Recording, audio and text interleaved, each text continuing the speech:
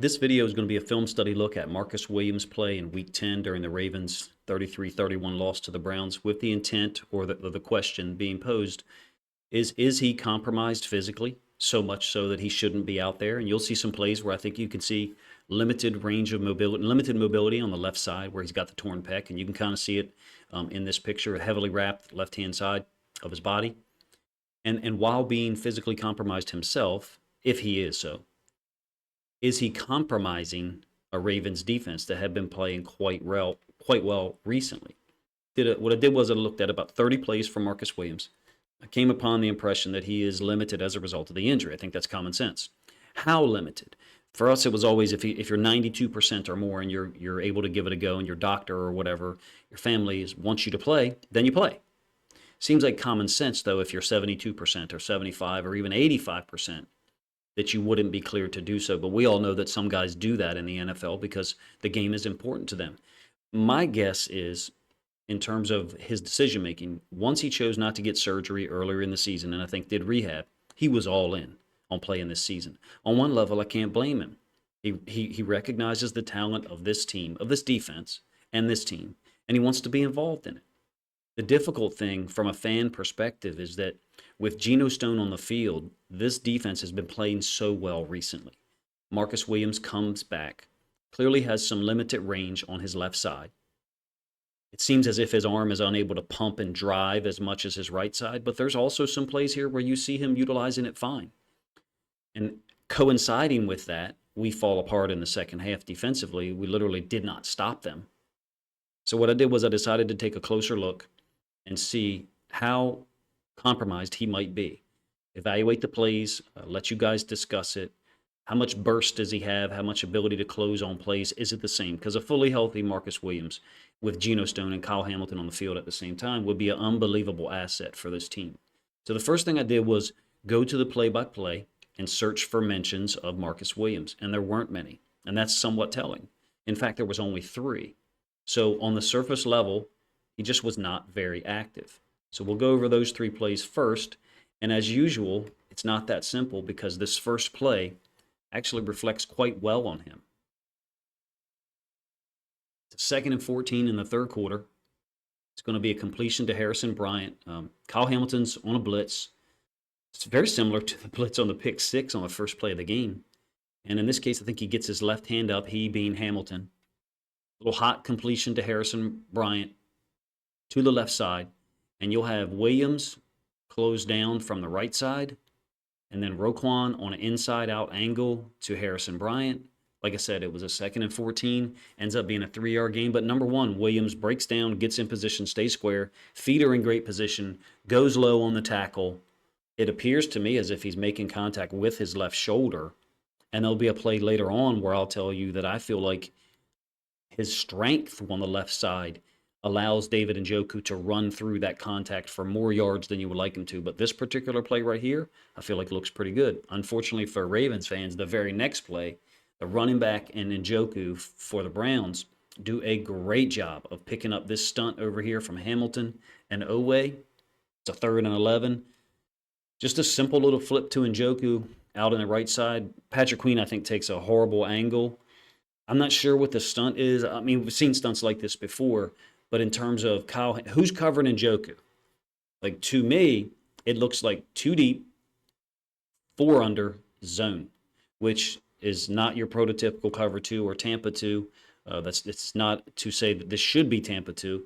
But no one is on Njoku because there's so much space between the second-level defenders and the line of scrimmage. Now, there's not that much space right now, but as the play develops, we get deeper drops. We're at the line to gain, the 33-yard line, and Njoku catches it, and Patrick Queen takes this kind of like banana angle, basically leaves the side door open for Njoku. When he's got a supported player on this side, he's got to use his leverage and support, and to me, this is a bad angle, which creates poor tackling, and that, in my opinion, is usually what relates to poor tackling. It's bad leverage, bad support by teammates, and then people run through arm tackles. So there's talk about arm tackles, but arm tackles are created by bad leverage, bad angles, if you ask me, and badly designed defenses. I'm not saying the two deep, four under can't be used. By the way, Marcus Williams does get in to finish off the tackle. Unfortunately for us, it's an 11-yard gain and a first down. All right, 1st and 15, fourth quarter. This is a one that doesn't look so well for Marcus Williams being out on the field. You have Williams and Hamilton to the trips. We lose Roquan on the play because he reacts so heavily to the running back. I just don't get it. I saw it twice during the game. There's no mesh between the quarterback and the running back. It's an absolute departure from any type of mesh. The quarterback looks this way. Normally, Roquan overreacts. I shouldn't say overreacts, reacts to the quarterback.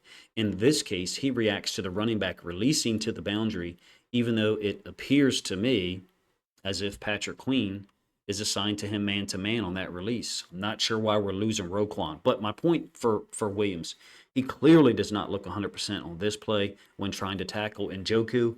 Njoku's a talented player. He's a big dude, don't get me wrong. He was dominant on Sunday. He's not a dominant player every week. I mean, he's just not. He's a fantastic football player. He's a successful, very good tight end in the NFL who, like I said, I thought dominated our team in the second half. All credit to him.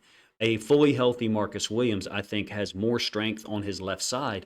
In this case, I feel like Njoku running to the left side of Marcus Williams' body is what is the formula that equates to less contact area, less strength, less ability to pull the ball carrier down by Marcus Williams. So I wonder if it's to his right-hand side, if he's got more strength on that right-hand side.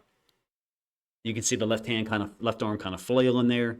I don't feel like it's really driving like the right arm is, or pumping to help him influence and run a little faster. All right, so this is now a closer look. We'll go back through some of the first half film. And this is a 3-safety look by the Ravens. It's a 3rd and 11. This one's a nice play by Roquan. He's possibly there a little too early on the challenge. It's possibly, could have been a defensive pass interference if you ask me. Marcus Williams appears to be carrying or dragging his left arm throughout the play and then post-snap. So what I mean is, now granted his left arm is to the top side of us, but I don't see any pump at all from his left arm. Even now, there's a little bit of movement by the left arm. Now, having said that, additionally, we're talking about real-life range of movement here. He picks the football up with his right hand. He does immediately hand it or put it in his left arm, but as he goes down here, like how often do you pick a football up with one hand? You certainly don't teach drills like that. We're talking about something after the play here, but I'm trying to analyze it for you. Is he capable of playing in the NFL at 100% right now? No. But we don't know if there's going to be improvement over the course of the next month, or hopefully we get to play football for another 2+ months beyond the last week of the regular season. If Marcus Williams is indeed rehabbing it and improving every week, I would love to see him on the field. But right now, he certainly looks less than 100%. Next possession, I think he's moving a little bit better on this particular play, less dragging, I guess we'll say. I do wonder about his ability to change direction right now, to be explosive when changing directions. Doesn't look as smooth in this kind of like, it's not really a baseball term, it's an inside-out term, but just doesn't look as smooth here in planting and then breaking in this direction. But let's talk about conceptually what's happening. You've got mirrored routes here by Cooper down at the bottom side, and then I'm not sure who that is to the top side. They've got probably options, but Deshaun Watson looked off Marcus Williams initially, and that's why he ended up oriented with his chest towards the top sideline up there, the brown sideline, the top side of our screen. So regardless of what we think of Marcus Williams being on the field, it looks to me like Watson's field of vision is something like this, probably trying to influence Williams to go up there, clearly looking to the top side receiver. There is evidence that Deshaun Watson thinks, okay, I've got to at least push this guy away from where I want to go with the football, which is Amari Cooper versus Brandon Stephens. I thought Brandon Stephens, once again, played very well on Sunday. To me, it looks like the smoothness of Marcus Williams' agility, his ability to move, even his hips look a little high. That, to me, is not the type of speed-level athlete that he actually is when he's 100%.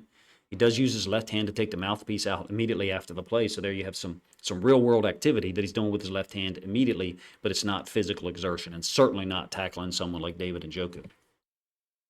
2 plays later, Moore is going to beat Brandon Stephens down here to the bottom side. That is Marcus Williams right there. He's playing at a very deep deep drop on Sunday consistently. That may have been the design of the defense or some certain coverages.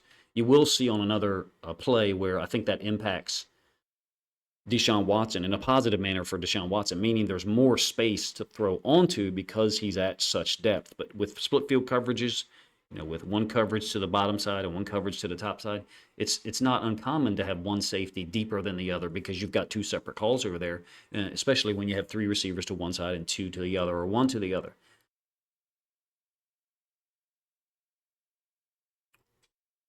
All right, we'll get into a little bit of a later in that possession.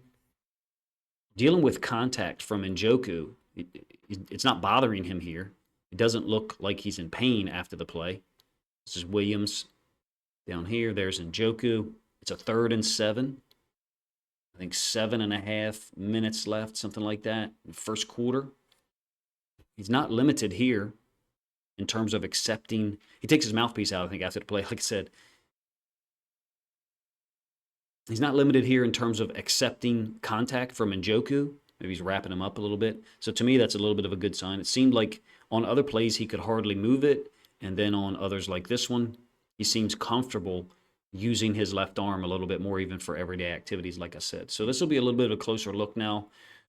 It's going to be a scramble by Watson. I feel like consistently he's getting at such depth that there's just a lot of space between the second level guys and where he's located, whereas there's less space here. Which is weird because 2 years ago in 2001, when we first saw Geno Stone on the field, I was like, hey, he should teach backpedal technique because he's like way back there at such a depth that there's a lot of space between the second and third level. And now, at least in this game, week 10, it appears as if Geno Stone is consistently closer to the second level of the defense, whereas you can see some separation between Marcus Williams. It doesn't necessarily mean he's doing anything wrong. That could be the coverage call. But it was consistent throughout this game such that I noticed it and wondered, is he playing at such depth because he's uncomfortable with bursting and recovering? He knows he's got less burst? I don't know. I'm just offering to you that that's an observation. 3rd and 2, he's spun down here into the boundary. Watson's going to get sacked by Clowney. Does use both arms to reach out, but then as soon as he does that, you can see the arm dragging, in my opinion, throughout the play. So he does use both arms to reach out for Amari Cooper.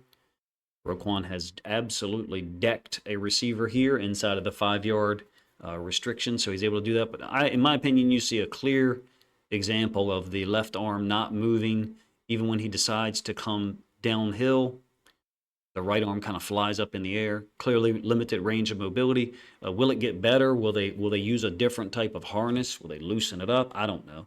Second quarter, this is going to be deep down the middle of the field for Amari Cooper for 17 yards. I think that's Williams up at the top side of the screen. He's got Njoku to that side. To me, this looks like we're expecting Sale. So it looks to me like we're expecting one of the route combinations that's beat us multiple times and even beat us last year. It looks to me like we're expecting Njoku to run this deep out. So that to me is why I think Marcus Williams is outside leverage so much and just letting Njoku run right up the middle of the field. Watson doesn't target him, however. He gets it to Cooper on this like dig inside. So credit to the Browns. They beat us on the Sale stuff, and now they go, a vertical by number 2, the tight end Njoku, who isn't really getting up the field super fast here, don't get me wrong. And then the deeper dig by Amari Cooper, which goes for 17 yards. Still is a little unusual to me, the leverage that Williams is on. The only way I can explain it is that we're expecting Sale concept, the deeper out, and he was covering that and was going to allow Marlon to take the vertical. But no one went with the vertical. 2nd and 10, it's going to be a run by Ford. Williams is on the other side of the screen here. The beginning of the play, and then even as he's moving, you can see very clearly the arm is just hanging. Well, I shouldn't say hanging. Once he begins to move, he's holding it up in air, but there's no utilization of force with his left arm, which is matched by the movement of your legs to get himself moving faster. He's not involved with the tackle here, but as he's moving towards the sideline, I think you can clearly see the limited range of mobility that he has. Do I think he's a warrior for going out there while he's doing this? Yes. Am I a little bit surprised at times that it's happening? Yes, I am. It's a 3rd and 16. It's going to be Njoku for 4 yards. Him and Geno is on the field here. Hamilton's at the nickel. That's Williams up top. Geno's to the downside, almost in the shade. It's a 3rd and 16, like I said, in the second quarter. As he's coming downhill, you can see the left arm hanging. Now, if we're going to talk about him missing tackles, I mean, what are we doing here as a safety? I mean, I'm a huge fan of Geno Stone, but this is not a great job of coming downhill. He gets sucked inside. Other guys get sucked inside. Broderick Washington, I think, trips over Harrison Bryant's feet, ends up making it look like he got pancaked. I mean, technically he did get pancaked, but you're a safety. Your job is to fill outside in. And unfortunately for this, once 34 bounces it outside, looks like Roquan and somebody else missed the tackle. Kyle Hamilton has to finish it off. That's not a missed tackle by Marcus Williams. It's a missed tackle by Geno Stone. This is the 3rd and 16. My apologies. I had the down and distance backwards. Williams again, Hamilton at nickel, and there's Geno. They are all on the field at the same time. I did think I saw times where Geno was coming off the field. This is a double screen to one side, screen to the other. A great job by Geno Stone of getting involved in the tackle to the downside. Marcus Williams is not involved at all, clearly, because it's away from him. If Marcus Williams was so compromised that he couldn't tackle at all, don't you think the Browns would have run screens to his side more often? Having said that, again, it's not that simple. Watch Williams move here. It looks really compromised. So his ability to move at 100% speed, in my opinion, just is not there. We had a field goal blocked late in the second quarter. Another example of a blown coverage by, I think, our linebackers. We're dropping Oweh out of there. This is Cooper over the middle for 28 yards. This is what I'm talking about earlier with Roquan. Usually he reacts to the quarterback. Watson is looking to the side. Watch Roquan fly out of here. Not necessarily all his fault, though, because Queen and Oweh end up pretty much overlapping each other in coverage. We got a drop to the boundary by Oweh. It looks to me like Roquan should be somewhere in this area, but also in coverage-wise, we don't need two guys that close to each other. So I think you've got one, if not two things going wrong here. Marcus Williams is at deep safety, and not a good effort at tackling at all by him. Even worse than the Geno Stone's play a couple of plays ago that I talked about, where I feel like you got to fill from outside in. Running back bounces it.